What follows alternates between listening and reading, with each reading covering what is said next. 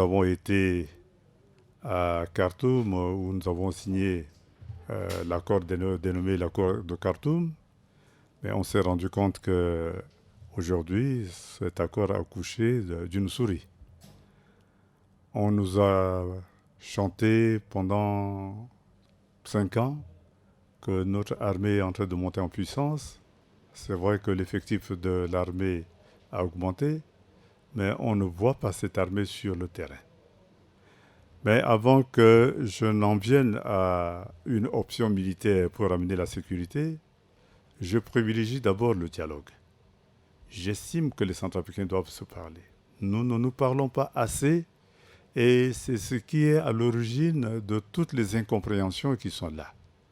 Quand on me dit qu'en République centrafricaine, c'est les musulmans contre les chrétiens, que je sache, les Séléka n'étaient pas constitués que des musulmans. Il y avait des chrétiens parmi les éléments de la Séléka et j'estime que si on avait eu une approche plus scientifique de la chose, on aurait compris que derrière la crise née de la Séléka, il y a un mécontentement généralisé. Mais pour la jeunesse, il faut remettre la jeunesse à l'école. C'est la première des choses qu'il faut faire. Ceux qui sont en âge d'aller à l'école, il faut les ramener à l'école. La deuxième chose à faire pour ceux dont l'âge est dépassé, mais c'est de leur offrir un centre de formation, des centres de formation professionnelle et pratique.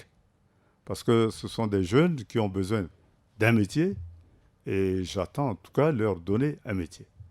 À cet effet, j'ai dit donc dans ma profession de foi plus tôt qu'il faut que demain, la communauté internationale qui nous assiste, et je lui en suis en tout cas reconnaissant, change de paradigme avec nous. Les Centrafricains n'ont pas besoin qu'on leur ramène à manger. La République centrafricaine est suffisamment vaste pour produire certaines denrées qu'on nous amène de l'extérieur.